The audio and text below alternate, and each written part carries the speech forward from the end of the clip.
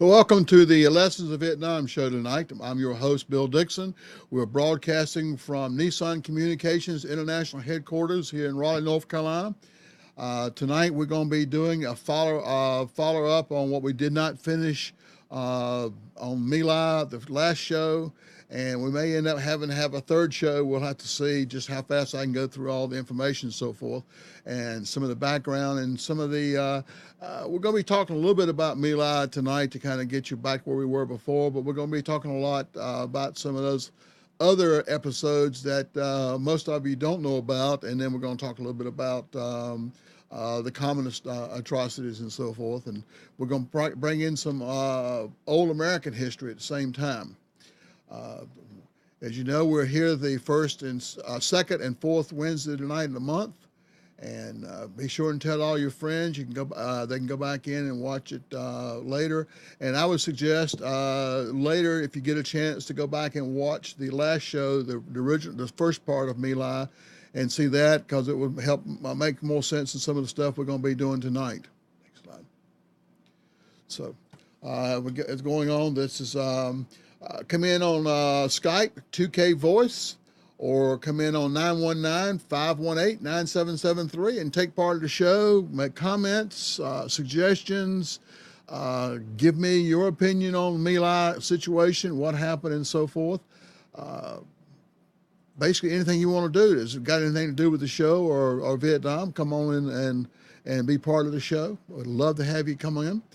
But I do want to again start the show. Some of the pictures are very graphic.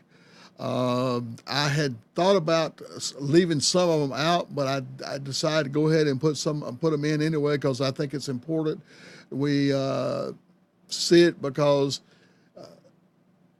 it's something we don't want to happen again. So I think it needs to be out there. So as we go through the show, there may be some photos that here that depict some disturbing scenes and so forth, but it is what it is. All right, let's get started.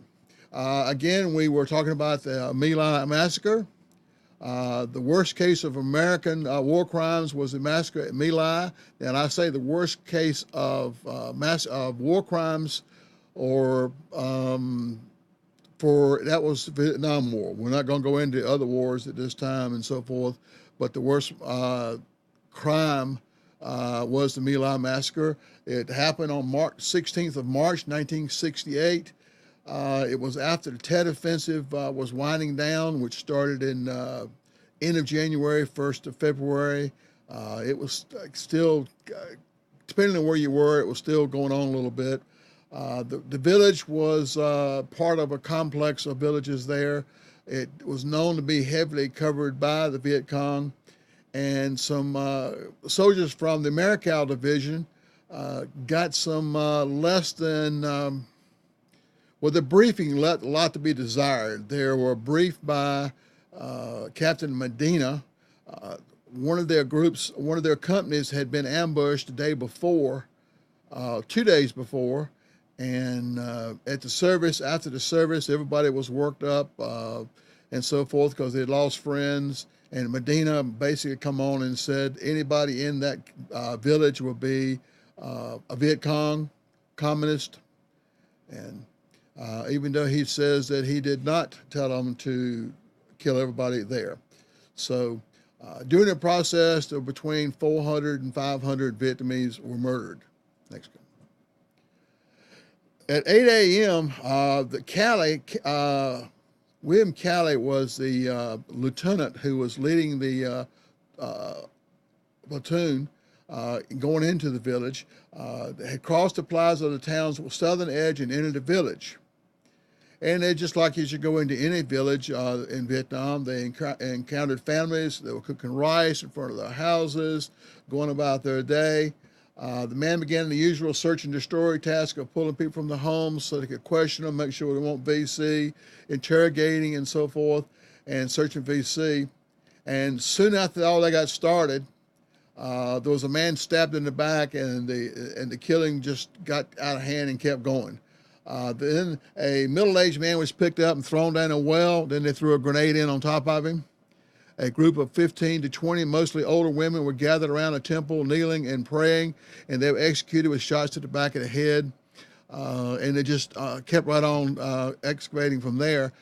This is two of the pictures. The picture is some of the people on the road that were executed. You see the other picture of the lady in red. She'd just been interrogated. The young woman behind her with a little baby had just been sexually assaulted. She's putting her clothes back on, and within just a few minutes after this picture, all that group was also assassinated, and so forth. So 80 or so villagers were taken from their homes and herded to the plaza area as many cried, "No VC, no VC." And they were trying to say they were not Viet Cong or communist. Kelly told soldier Paul Meadlow, "You know what you can do with them." And then Kelly went off to do something else or whatever, or kill some more people. And when he came back, Meadlow had them all gathered up. And Kelly says, "Well, haven't you got rid of them? And I want them dead, waste them. In other words, kill them." So he and Meadlow stood there and shot them. And Meadlow was so upset, he was crying the whole time as he was shooting the people. As you can see here, from a distance of 10 to 15 feet. The only ones that survived were ones that were laying under people who were killed, if you want to call that survival. But so things just got out of hand. This is William Kelly. He was the platoon leader. He should not have been a platoon leader. He actually went to officer candidate school, flunked out twice. And on the third time, he finally got through. I guess they got tired of seeing him. At that time, they would take just about anybody and make them an officer or a lieutenant. They needed lots of lieutenants. Second lieutenants were getting killed in such high numbers, they would need some. So this guy took 3 times to get through OCS. So you can kind of get the idea he was not exactly a strong leader. While all this was going on, there were helicopters overhead, and one of the helicopters was piloted by the name of Chief Warrant Officer Hugh Thompson. Now, he was flying overhead and saw what was going on after a little bit, and he was just got really upset, and he actually radioed back to headquarters what was going on. He then landed his helicopter between Cali and the Vietnamese. Now, the story I had heard and been told quite a few times that when he landed the helicopter, he told the door gunner, "Anybody who shoots another Vietnamese, you shoot them." Now, he says he doesn't remember that, so he may not have, but the door gunner says he said that. And I can't imagine the emotions of the door gunner sitting there going, "Wait a minute, you want me to shoot Americans, soldiers?"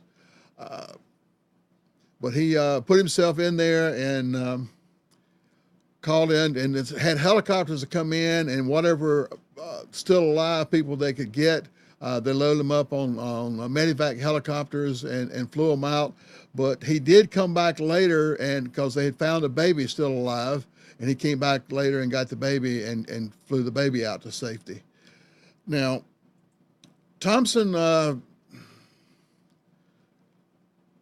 well, and some people you would think people would call him a hero for what he did, but he was still in the military, but he was kind of like a piranha. Nobody wanted to talk to him. If he went to the officers' club, he basically got chastised there. They just kind of made his life pretty miserable there. Especially after he testified before Congress for what went on and so forth. He spent the rest of his life, and he says here, you can see he says he's received death threats, dead mutilated animals would be on his front porch. For many years afterwards, he ended up being a very bitter man because it basically ruined his career and ruined his life for what he did. He paid a high price for stepping forward and said, "Wait a minute, this is not right," and carrying on. Now, if you remember a while ago, I just said the massacre, My Lai massacre happened in 1968. It took the United States military till March 6, 1998 to recognize what he had done. In 1998, they gave him and the door gunner, Larry Coburn, the soldier's medal that you see there. The other guy in the helicopter, the co-pilot, was killed shortly after My Lai in a crash of the helicopter. But they gave him and posthumously, but they gave Hugh Thompson and the Larry Coburn there the soldier's medal. And the soldier's medal is for heroism, not involving actual conflict with the enemy. Which means, I guess, he wasn't fighting the Viet Cong; he was fighting his own troops. But it took that long to be recognized. Now, even though he had reported it, it still didn't get out in the press. And there's a ex-GI who was not there, but it was close. He was there, but not at My Lai. Got information about it and investigated and so forth. And when he got out of the service, he started to investigate it and sent letters out. He sent letters to President Nixon, the Pentagon, the State Department, the Joint Chiefs of Staff, and different members of Congress, and nobody paid any attention to it whatsoever. If they did an investigation, it didn't go anywhere. And finally, Morris Udall, representative from Utah, I believe, took note of it, and they started to do some aggressively do some investigating and so forth. In November 1969, the American public learned to the details of what happened at My Lai. It came out in Time magazine. It came out in Newsweek. CBS's Mike Wallace, cannot remember the name of that show, 60 Minutes, I think it was, interviewed Paul Medlow, who was the guy that was standing there with Calley, and Seymour Hersh, who was a civilian photographer there. All published extensive details of what happened and so forth. And Life magazine showed his photographs, some of which you have seen and will be seeing here. Pretty gruesome. So then they decided, after they did the investigation, that they were going to prosecute 25 officers that were there from Calley right on the up line. General Coster, Colonel Orrin Henderson, Captain Medina, of course. In the end, however, only a few would be tried, and only one, William Calley, was found guilty. The top officer charged was General Samuel Coster. He didn't report what had happened, even though that Thompson and other people had reported My Lai to him. He failed to investigate it and to say anything about it. Well, all he got was he was dropped in rank and got a letter of reprimand in his 201 file. So he came out pretty good. Colonel Henderson was found not guilty on all charges after trial by court-martial. So they said that he, even though he was in command, that he wasn't there personally at the time, so he shouldn't be charged anything. So he got out of that. Then Captain Ernest Medina was charged with murder of 102 Vietnamese civilians. They were charged on the prosecutor's theory of command responsibility. In other words, the buck stops with the commander. And he was the commander of Calley's commander, and they did talk about the pep talk he gave to the troops before they went in there. But some people says he didn't know the massacre was going on, but since he told them everybody in that village was Viet Cong to be wasted, you kind of get the idea. But it basically, after 57 minutes of deliberation, the jury decided that he was not guilty. The trial went on for some time, but only took 57 minutes. Now, the My Lai court-martial, let me give you a little bit of chronology of what happened. The North Vietnam was the Tet Offensive, started in January 30th. March 15th, Captain Medina gathered troops for his pep talk, where he talks about the guys who were killed the day before, going into My Lai, how it's all controlled by communists. Everybody there would be Viet Cong and basically to eliminate the village. March 16th, 1968, they assaulted the village at My Lai. That's when the massacre went on. On March 29th, Rob Rippenhauer writes a letter describing the My Lai incident and its cover-up.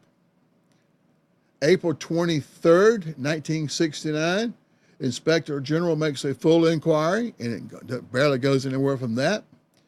June 13th, 1969, Hugh Thompson identifies William Calley as the officer that he talked to there at My Lai. Now this is 68 to 69. Yeah. And it was a year between. From the time that William Calley was picked out as being the guy in charge, it took them a year to get around to it because they were trying to keep it from getting out. So the next one is August of 69. General Westmoreland orders the Inspector General to turn over the investigation to the criminal investigation. So it takes a little more than a year. And in September 4th, 1969, formal charges were brought against Calley. In November 13th, 69, the first stories of My Lai were published. That's when the public really kind of started learning about it. November 14th, 1969, second story published with eyewitness accounts and photos published. That's when they started seeing the pictures. In December 13, 1969, Secretary of Defense reports that anyone involved in killings would be prosecuted. That's why they decided they're going to prosecute those 25 officers. On March 10th, 1970, 2 years, basically, Captain Ernest Medina was charged with murder of the 102 that we've talked about. Okay, it didn't.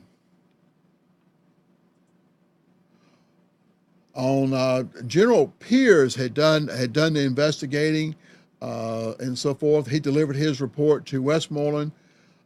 14 officers of the 25 was actually charged with the offense related to My Lai. Charges were dropped against anybody that was not at My Lai. In other words, if you may have been in command, but we're not going to hold you responsible if you weren't there. So then charges against several officers who were at My Lai. I don't quite figure out how they did that, but they did.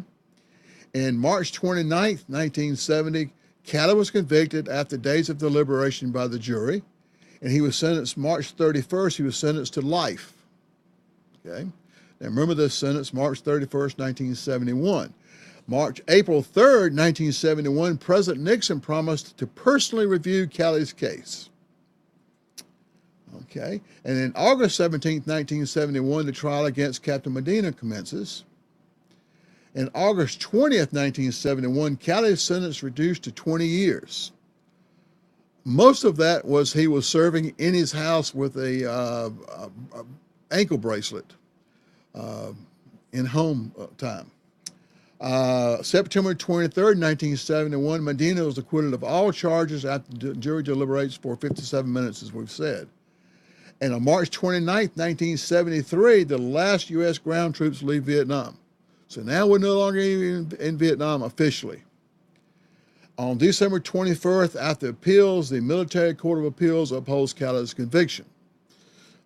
Okay. Now Calley's August 16th, 1974, Calley's sentence reduced to 10 years. And September 24th, 1964, Calley's conviction reviewed by the district court. November 9th, 1974, now Calley's released on bond. Basically, they're saying we got out of Vietnam and we want to get rid of everything that's out there to remind the American people of Vietnam and what went on. November 13th, 1974, General Pierce's report was released in part. That was after Calley was released. And April 30th, 1975, Saigon falls and South defeated and the war ends. And September 10th, 1975, Calley paroled after serving 3.5 years. So he was let out, of his life sentence, he served 3.5 years. In 1998, as we've already talked about, Hugh Thompson honored in the 30th anniversary commemoration for his heroism, for being a hero at My Lai. It took 30 years for him to recognize what the man did and kind of acquit him for all he went through over those 30 years. Everybody who knew him before, I mean, he lost basically his military career, most of his friends in the military. He stood out wherever he went. So that's kind of the My Lai and how we got the My Lai, and it was brought out, but it was still trying to be washed away, especially after the war. They just wanted to talk about it. By the way, if you saw here, April 30th, 1975, well, the North Carolina Vietnam Americans are going to be commemorating the fall of Saigon, the loss of their country, on April 29th at the Marsh Creek Community Center on New Hope Road in Raleigh, North Carolina. And if you're in the area, you're invited to come in. That's April 29th, Marsh Creek Community Center, New Hope Road in Raleigh, North Carolina, and it's from 11 to 2. You'll have some free Vietnamese food there, and you'll see some of the former South Vietnamese military there, especially the Rangers and so forth, the guys who fought. So if you're in the area, come join us for that. If you speak Vietnamese, it's really great because most of it is in Vietnamese. You get the gist of what they're saying, but you don't always know what they're saying. But just wanted to throw that in. And then as we keep right on moving along, today, the communist government uses My Lai as a propaganda tool, even today, for visitors. If you go to the what used to be called the War Crimes Museum, and that's the Heritage Museum in Saigon and Hanoi, but My Lai has its own museum. It has all kinds of stuff outside in the courtyard and so forth. It's quite a display and so forth. But you wonder with the other thing, with some of the other, quote, atrocities that were supposed to have happened, why they only use My Lai out there. I guess it's because the press and My Lai got it and so forth, but there were other instances that involving American troops. But they don't have a commemorative events. There's no memorial for the thousands of Vietnam people that were slaughtered by the communists either. They don't mention those. When the war was over, they plowed under the cemeteries of all the South Vietnamese soldiers. They ceased to exist, and they're a little bit of for their North Vietnamese veterans. They do get a little bit of a pension, but the South Vietnamese veterans get nothing at all. So. This is my thoughts on My Lai massacre. It was wrong, and there's no way you can justify it. We talked a little bit about last time about the mindset of the soldiers there, and you can understand how it happened by looking back at their mindset, but you can't justify it any way you look at it. It was atrocity, a war crime. It shouldn't have happened, and perhaps with good leadership, it wouldn't have happened. But but war is a dirty, nasty thing. Those young men there, they ceased to be a military unit. They ceased to be Americans. They were just another crazed mob out there. No difference than some of the mobs here when we have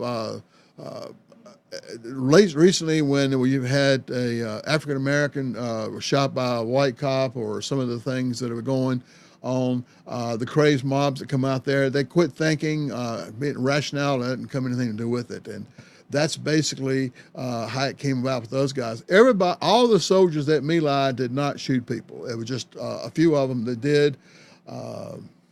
We have a mistrust of the gooks. We, in order to be able to kill another human being, we kind of dehumanize them. We call them gooks, dinks, or whatever. It was a case of total, excuse me, insanity and so forth.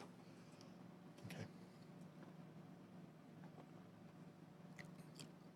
This is the one of the statues at the My Lai Memorial in Vietnam today. I think they're raising that hand, like the Black Power raising her hand. The woman's going to hang in there. excuse me, holding a child and so forth. So that's the memorial of that My Lai. My Lai is still a village. It's grown up a bit now. And the next picture is that's an abstract there they've got there. I'm not quite certain what exactly the abstract's showing. It almost looks like an American Indian behind those two Americans standing there. But this is part of the outside the memorial. Then inside the memorial, they have pictures that are there. You can see the diorama, the full-size diorama they have there. You can see in the left-hand corner of your screen there some of the grave sites of the people who were killed at My Lai. They make a big thing of it, and for the tourist and so forth. LA Times has been recently doing a article and research on the supposedly all the atrocities that the American soldiers performed there at in Vietnam. There's a gentleman who has written a book.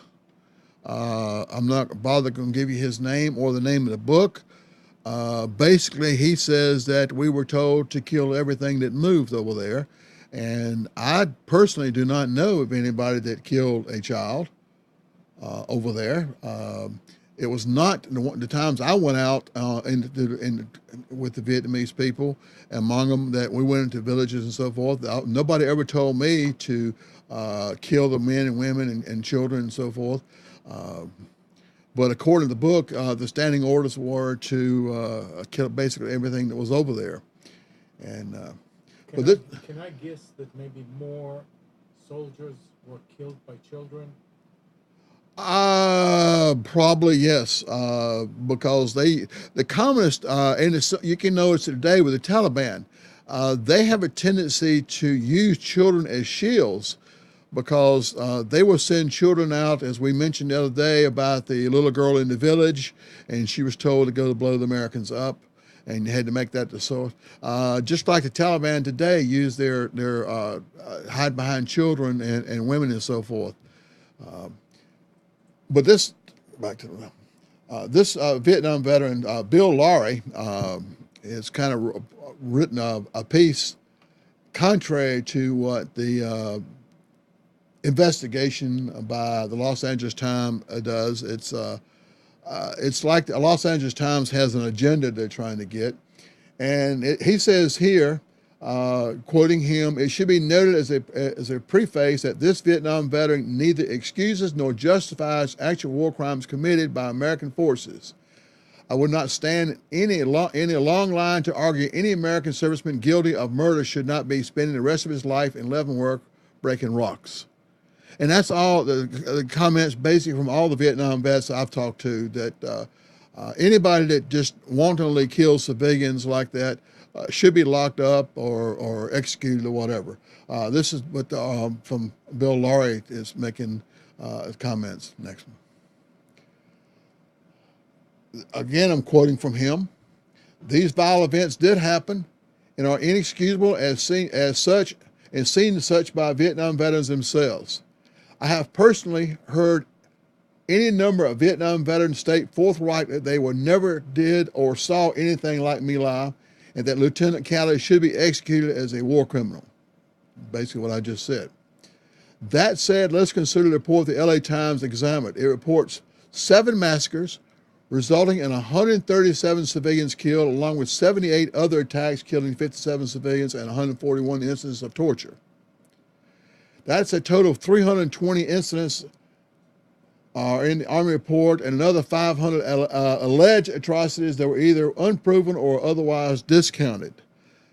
When John Kerry came back and started his Vietnam Veterans Against the War, he had a lot of people testifying that they committed atrocities, but they would not sign an affidavit that said that yes, they committed these atrocities, and quite a few of them were not Vietnam vets.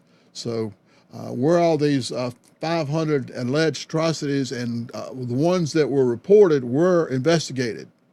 So let's see if we can put it in perspective. Okay, next. Let's go back to one of the slides we had before. No, you had it right. We did that. I know. We Okay. didn't do this one. Okay. Altogether, there are 820 cited instances. At least 194 civilians killed. This is excluding My Lai. So if you're going by that amount, the total civilian atrocity death toll is presumably around 694. This is a lot less than the 36,000 plus the Vietnamese assassinated by the communists of their own people. This is basically a minimum exclusive of combat fatalities. The Army report cited by the LA Times suggests 820 atrocities occurred, and if these extended over a 2-day period, meaning 1,640 atrocity days, it would represent 22% of the total platoon days, or 2 out of 1,000. So it didn't happen every day. Even if you look at their largest number, it was only 22%, which is too high. 0.22, yes, 0.22 of all the days was going on. Even My Lai took place in 1 day. So the ratio is somewhat between 1 and 1,000 and 2 and 1,000. So these atrocities, even if they did go as much as 820, which I don't think they have, because I think there'll be more coming out, still been low. So let's go back to this one that I tried to do. I skipped one. Sorry about that. Let's go back and talk about Detroit. Not picking on Detroit, but Vietnam had just under 3 million men and women. Here it says 2.5 million, so it was somewhere between 2.5 and 3 over 10 years. Let's talk about 1 year in Detroit, Michigan in 2004. That year in Detroit, there were 354 murders just in the city of Detroit, 589 rapes, 6,820 robberies, 13,478 aggravated assaults.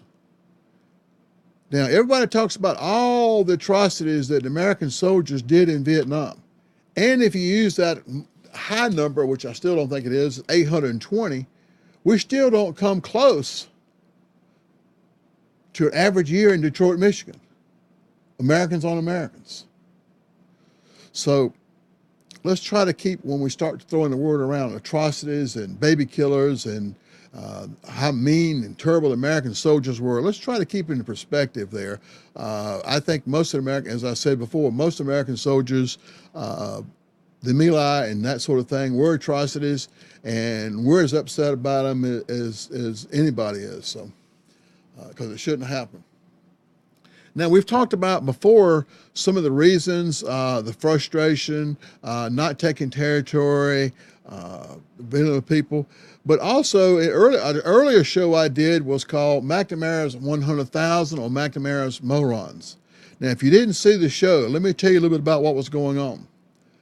Robert McNamara, who was Secretary of State at the time, basically needed more bodies. He needed more men to go into the military. A lot of young men were failing the mental test to get into the military. He needed them in. So he basically lowered or basically threw away the mental test. It got to the point that if you could fog a mirror, they'd take you in. He was taking people in who couldn't tie their shoes, button their shirt. Some of them never could figure out how to make their bed in the military way. He brought them in. And some of them did well, but most of them got bad conduct discharges. They caused all kinds of problems themselves. So some of these people, even if with good leadership, were not capable of making rational decisions themselves when they were put into the situation of the day-to-day thinking. So with all the other things we've talked about, the mindset and so forth, let's throw in McNamara's 100,000. Now, that was 100,000 a year. So he put in about 300,000 of these soldiers who would not normally be taken into the military, who were mentally incompetent to follow orders or to, as I said, give a rational thought when it comes to a situation like this. So let's throw them in the mix too. All right, let's see. Now, let's just talk about war in itself. War in its best is a brutal thing. War is numbing our sensibilities. If you haven't been there, you just cannot. There's no way to describe what it does to you, day in, day out. The pressure, doing the right thing, not doing the wrong thing. War is genocide in its own right. Torture, cruelty, propaganda, dishonesty, and slavery. You name it. It's war. There's no pretty picture you can bring on war. It brings out, in some men, it brings out the best in men. A lot of times, those are the men who get the Medal of Honor because they put their own lives on the line to save their buddies. But it all comes down to it. It's the coarseness and the worst things of men and women. Okay.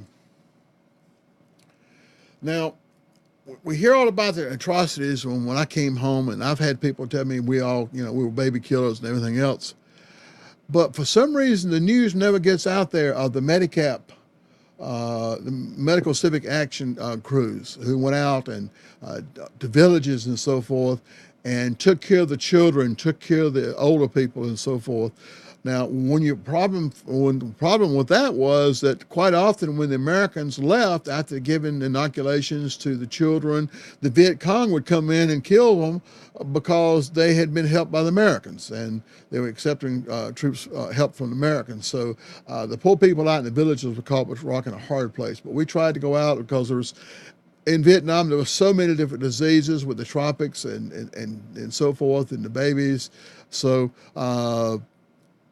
I never saw American soldier who didn't give C rations or cigarettes or something to the kids and so forth, and the kids would take the cigarettes and trade them for food and so forth for the family. Okay. They also, when we built orphanages, we supported orphanages. I have a picture of in 1965. I believe it was the 173rd Airborne, was helping an orphanage in Vietnam, which happened to be called Sweetwater. Now, I went back several years ago to that orphanage at Sweetwater, which my organization, North Carolina Vietnam Veterans Incorporated, with financial help from other veterans organizations and the Vietnamese American community, went back and built these kids a playground and fixed their courtyard and so forth. But that same playground had been supported since 1965, I know of. But we went into orphanages and helped the kids and so forth there. So, but all the good things, nobody ever seems to mention. I guess if it's, as the newspaper people say, if it don't bleed, it don't lead. So, but remember when you hear the word atrocities, there was a lot of good also. So, this was an interview by Colonel David Hackworth. Colonel David Hackworth was, well, he was kind of a soldier. He was actually in Vietnam for quite some time. And this is a question and answer he had. And the question was, so were the efforts to resettle whole villages of Vietnamese a good way to fight this war? Now, we talked about before when you created free fire zones, you would go into a village and you pick up everything in the village, you move into another village. Now, this is basically what I had already told you, but let me read Hackworth's comments. No, because the American again tried to impose their values on the country of Vietnam without understanding the culture and the religion of Vietnam. It was a country made up of Buddhists who worshiped their ancestors. Frequently, people who had been moved from their homes would go through minefields to get back to the worship at the graves of their ancestors. We didn't understand what the Vietnamese culture was all about. So these people would move back into what we call our free fire zones, which means if anybody moving in there was considered the bad guys, and you could shoot them or drop bombs on them or whatever, and the Vietnamese Buddhists would go back and re-inhabit. And for some reason, the powers that be made decisions didn't understand that. Another question was, when you were active in the Mekong Delta, was it difficult to tell who was Viet Cong and who was a civilian? It's like I've said before, they all dress alike, they all look alike. For those of you who don't understand the language, it all sounds alike. Now, the Mekong Delta, as you can see there, it's wet. That's why you have the rice paddies, it's rivers, tributaries, all going into the Mekong River. You can walk all day long and not walk on solid ground. Okay, this was Hackworth's comments. I was in the 9th Division, and our commander was General Julian Ewell, who was called the Butcher of the Delta. The policy of the division was it didn't matter. If it moved, shoot it, and then count it. Remember going back to body count. Theoretically, civilians were supposed to be away from the battle area. They would say this is a free fire zone, but without realizing the tradition of the people to go back to their homesteads. So regardless of the danger, they would go back to where their ancestors were, and they were considered Viet Cong and fair game. There were enormous numbers of casualties who were civilians, but all the civilians, but not all of them were civilians, you have to understand, were sympathetic. Certainly in my part of the Delta, they were sympathetic to the Viet Cong effort, because a lot of the Viet Cong would go into the village and take their young people, their kids, and go, okay, you're drafted, just like the draft here in the United States. They would conscript, just like we had conscription. The people and the villages had to support them, because if it didn't, their kids would get killed. Most of the people in the rural area of Vietnam were sympathetic to the Viet Cong cause, because they looked at the Viet Cong cause, which was different than the North Vietnamese Communist cause, as being nationalism. They wanted Vietnam as one country. They thought their cause was just, and as I said just then, it was nationalist purpose. So forth. Now, the impact on the foot soldier was a psychological impact, that every time you put your foot down, you didn't know whether you were going to have a leg, a limb, or a life. And this played out over 365 days of going down trails, going down waterways. It took the fight out of you. It took over a battalion down at the Delta. It was called the Hard Luck Battalion. And in 6 months before I took over, it had 600 casualties. That's a lot of American lives killed and wounded, all from mines and booby trap. The one to your right there, you can see the hole with punji stakes in it. They originally had them at the bottom, but then we came out with the steel-toed boots, the steel-plated soles on the feet. So if you stepped in a punji stick, it probably wouldn't bother you. So then what they did was put them on the side, because when you stepped down in the hole, the first reaction is to jerk your foot back, which means you got these stakes stuck in your leg. Now, these stakes got a little bit of a life of their own. They can put in fires and heat it up so they get hard. Then they're dipped in human waste, so that when you got the least little scratch, it's almost instant infection. The next one, you see a bullet that they found that was firefight or whatever, and people didn't get up their brass. They dig a hole, put a nail in it, so that when you stepped on it, that bullet would go off and come up through your foot. The next one you see on the far left, there's actually a grenade. As you're wading down, you couldn't even walk through down the river, because as you can see, there's a trip wire there, and you step on that wire and the grenade goes off, and you may make it, but the guy behind you didn't. All kinds of booby traps like that were there, and day in and day out, you lose your buddies, and sometimes you never saw the enemy. You could get shot by somebody in elephant grass, which is that high grass, or in the jungle, and the guy next to you gets hit and killed, and you have no idea where that shot came from. Now, that can get frustrating, but it was all from these insidious little devices put down by these people that the generals didn't count.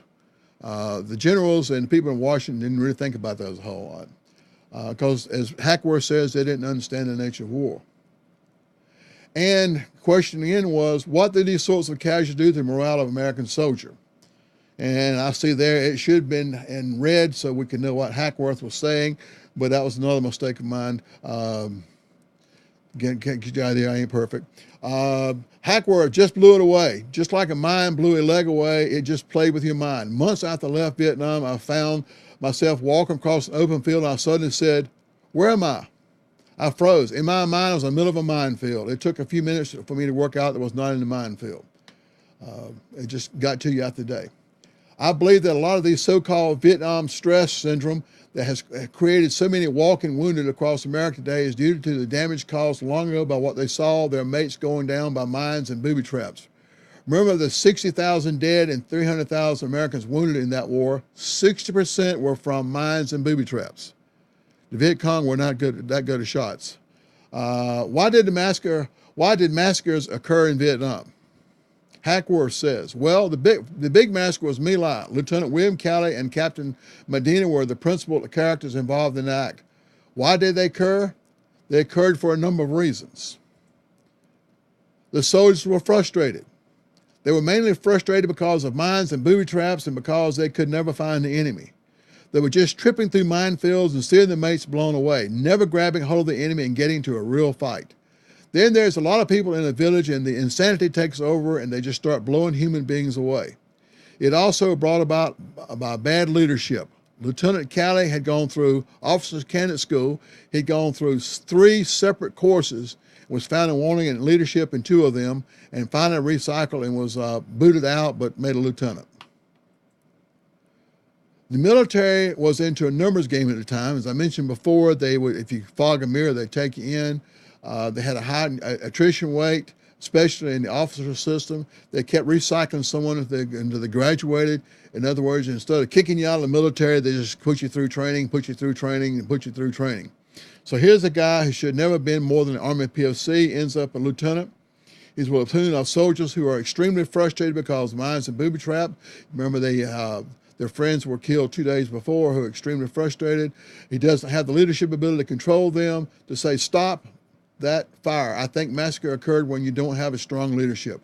When you don't have soldiers who are extremely well trained and well disciplined and well controlled by their leader, that's what happened. All those components fell apart. And I think there's a movie out there called The Perfect Storm. My Lai happened to be a perfect storm. Now, I mentioned a while ago, or David Hackworth mentioned a while ago, that he worked in the 9th Infantry under General Julian Ewell. He kicked off a large-scale operation down in the Mekong Delta. It's basically they were highly populated, and if you had to have a good body count. Remember the body count we talked about before? If you didn't have a good body count, you could end up being promoted, demoted, sent someplace else. He didn't care who it was. He wanted a good body count.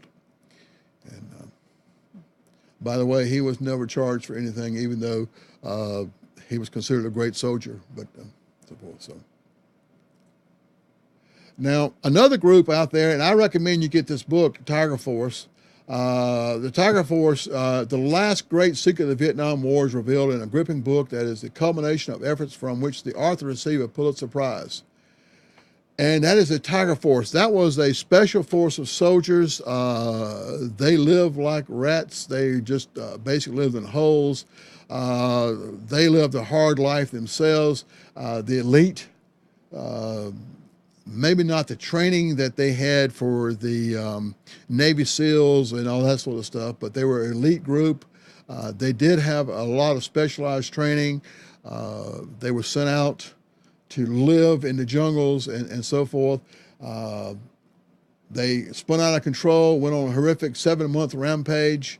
And that's just the book about some of the things they did and so forth. So I get to recommend that you get the book and read it and learn a little bit about what happened with the Tiger Force.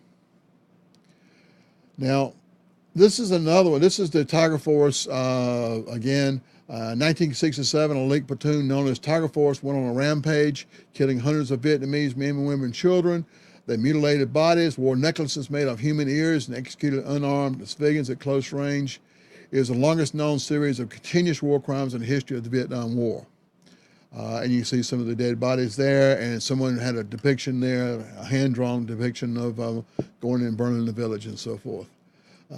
Again, these guys were, they were not your regular soldiers. They lived pretty rough themselves. The Army began an investigation of the Tiger Force in 1971. Despite overwhelming evidence of war crimes, no charges were ever filed against any Tiger Force soldiers or made public. The investigation was apparently killed at the highest level of government in November 1975.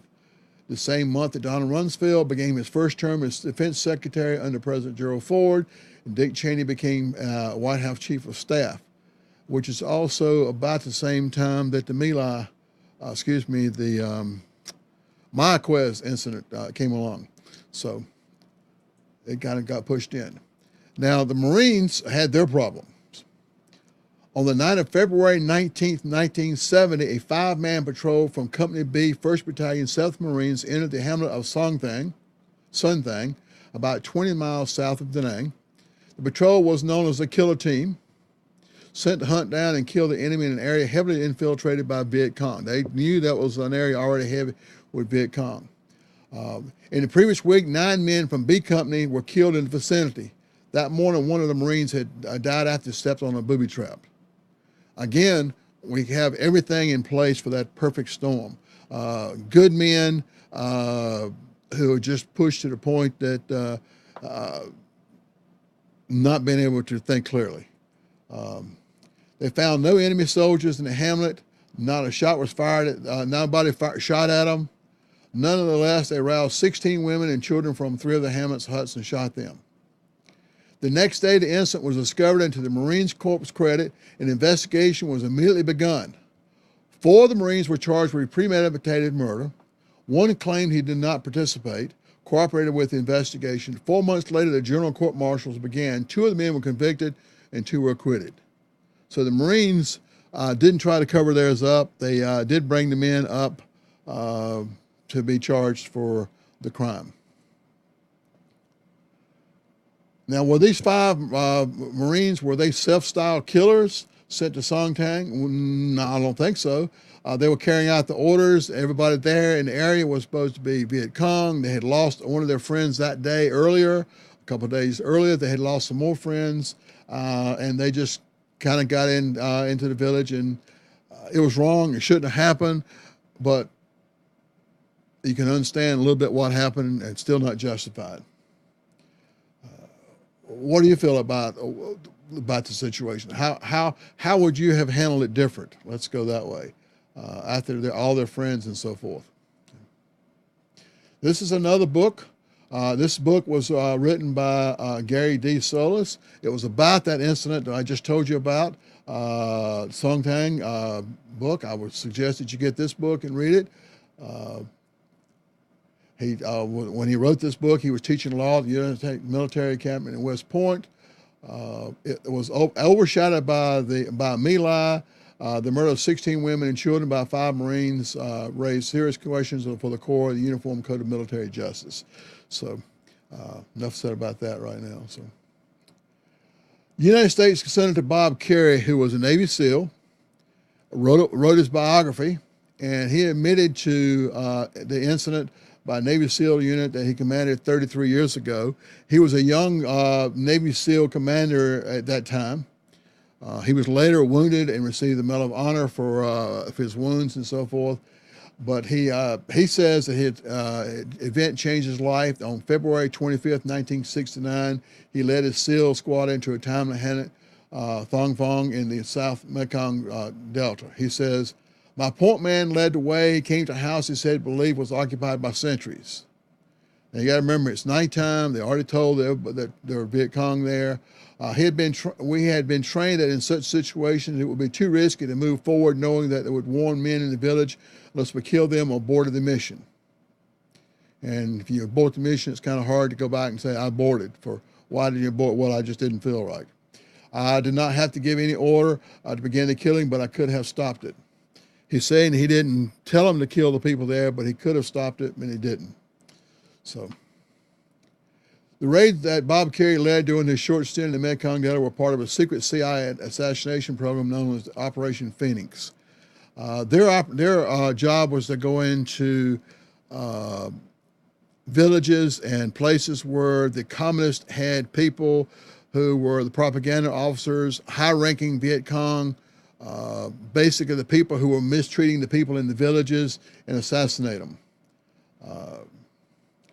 The target in the Thong Phong raid was the mayor of the hamlet, who is known to sympathize with the National Liberation Front or the Viet Cong, and rather than supporting the people in Saigon. So That was the reason it was sent in.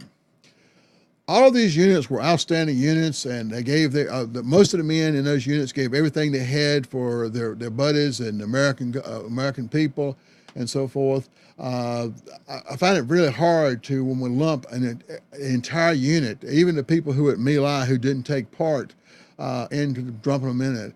Let's talk about atrocities a little bit. Let's look back at American history. On December 21st, 1864, Union General William T. Sherman led 60,000 soldiers on a 285 march from Atlanta to Savannah. And this is the purpose. The purpose of this march to the sea was to frighten Georgian civilians, population, into abandoning the Confederate cause. That's kind of like the soldiers going in Vietnam, going to the village, isn't it? Just keep moving. Okay. Sherman's soldiers did not destroy any of the towns in their paths, but they burned the houses and stole the livestock and the food, and burned the individual people's houses and their barns and so forth, and anybody who tried to fight back. The Yankees were not only fighting hostile armies, but a hostile people, Sherman explained. As a result, they needed to make old and young, rich and poor feel the hard hand of war. Isn't that kind of like the American soldiers going into the village of Vietnam? The Union soldiers were just as unsparing. They raided farms, plantations, stealing and slaughtering cows, chicken and turkeys, sheep, hogs, and taking as much other food, especially bread and potatoes, they could carry. These groups of foraging soldiers were nicknamed bummers, and they burned whatever they could not carry. The marauding Yankees needed the supplies, but they also wanted to teach Georgians a lesson. It ain't so sweet to succeed, one soldier said in a letter home, as they thought it would be. Now, when they went in and burned all the food they couldn't take away, what did the Southerners who were left have to eat? Sherman's total war in Georgia was brutal and destructive, but it did just what it was supposed to do. It hurt Southern morale. It made it impossible for the Confederate to fight at full capacity and likely hasten the end of the war. This union, this government must be sustained at any cost, explained one of Sherman's subordinates. Okay. To sustain it, Sherman says, we must war upon and destroy the organized rebel forces, must cut off their supplies, destroy their communications, and produce among the people of Georgia a thorough conviction of the personal misery which attends war and utter helplessness and inability of their rulers to protect them. If that terror and grief and even wants shall help to paralyze their husbands and fathers who are fighting us, it's mercy in the end. Okay, we'll go back to the same thing that was going on in Vietnam. You see there in the picture, Atlanta was burning. Okay. Sherman was considered by the Union government a hero for his actions. History does not mention what happened to the Southerners who took exception to his scorched earth campaign, and the Union won the war. So it's their war to tell. Can we compare what we call today's atrocities to Sherman's March to the Sea? You be the judge. A lot may depend on who won the war. If you win the war, you get to write your own history. But look back at our history. Let's look on some more history of the American government. The atomic bomb. The United States dropped nuclear weapons on the Japanese city of Hiroshima and Nagasaki on August 6th and 9th, 1945, respectively during the final stages of World War II. Two bombings which killed at least 129,000 plus people remains the only use of nuclear weapons in warfare history. Orders for atomic bombs to be used on 4 Japanese cities were issued on July 25th. On August 6th, the United States dropped a uranium gun-type little boy bomb on Hiroshima, and American President Truman called for Japan's surrender, warning it to expect a rain of ruin from the air, of which you have never seen on the earth. 3 days later, on August 9th, a plutonium explosive-type Fat Man bomb was dropped on Nagasaki. Within the first 2 to 4 months of the bombings, the acute effects of the atomic bombs killed 90,000 to 146,000 people in Hiroshima and 39,000 to 80,000 in Nagasaki. Roughly half the deaths in each city occurred on the first day. During the following months, large numbers died from the effects of burns, radiation sickness, and other injuries compounded by illness and malnutrition. In both cities, most of the dead were civilians, although Hiroshima had a sizable military garrison. Dropping the two bombs was said to have saved a lot of American and Japanese by eliminating an all-out invasion of Japan. They were talking about the millions that would be saved, because if we had to go into Japan, there'd be millions of Americans and Japanese being killed. Does that justify dropping the bombs? As far as I'm concerned, it did. But see, everybody hears about the two bombs, but we actually firebombed Tokyo and had a greater loss of fire damage and loss of life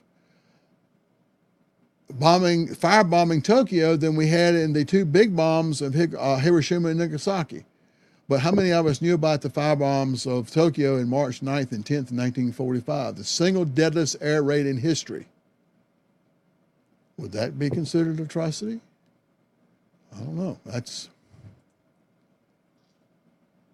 If the United States had lost the war, would they be considered atrocities? But since we won the war, they won't consider atrocities. War is a brutal action, more brutal than something to sometimes civilians and those who actually do the fighting. We bomb the cities with civilians there. There's a line. Now, we don't always know where that line is between being a good warrior, being a good soldier, and fighting the battle hard but fair, or atrocities. Sometimes it's blurred quite a bit. How do you decide? The action of armies in war have seldom been as humane as the modern military because of the rules of engagement we had in Vietnam. The soldiers today, we're losing more soldiers a day due to the rules of engagement. The rules of engagement are set to not protect the American soldier. The rules of engagement are set up to protect the civilians. Today, when we fight the Taliban, if they're not shooting at you, you can't shoot back. They're going out of their way to protect the civilians as much as they can. Today, if you go out on a combat mission, you almost have to have a lawyer with you. In the 20th century alone, there are boundless documented examples of horrific acts by the Germans, the Japanese, the Soviet Red Army in World War II, by the North Koreans in the 1950s and other later than that. Before the 20th century, if you do any studying of history and so forth, if you were put on the front line, like it's Roman soldiers, if you were put on the front line, it was an honor. But chances of your surviving that battle were slim to none. In Vietnam specifically, the Communist forces regularly perpetrated atrocities on the Americans as well as the Vietnamese civilian population. They killed their own people. They did terrible things to the Americans when they captured them. They put their own people out front to be used as human shields and so forth. Now we've looked back at the United States' its military as black eyes. What about the North Vietnamese Communists and what they did to its own people? And we've discussed on 2 shows now, we've discussed the atrocities that were committed by the American soldiers, the few American soldiers. Again, it was not the lock, stock, and barrel as you would have, some of the movies and news reports will have you believe.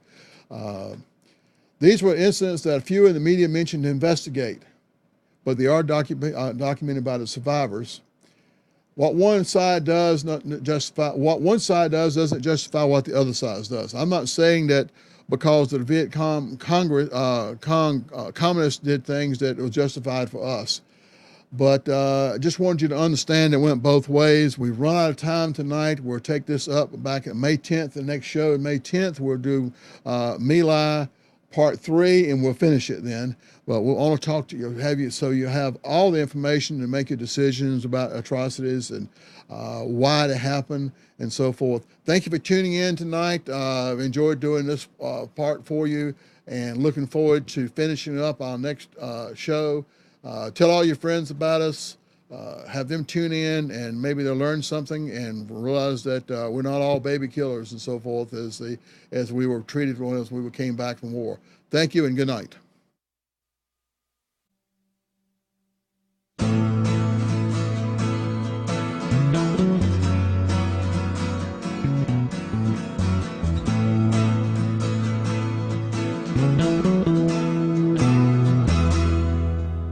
You are tuned to the Nissan Communications Network. And if you tuned in too late, you can always watch each program in its entirety or download an MP3 audio file of it in the archives section on nissancommunications.com.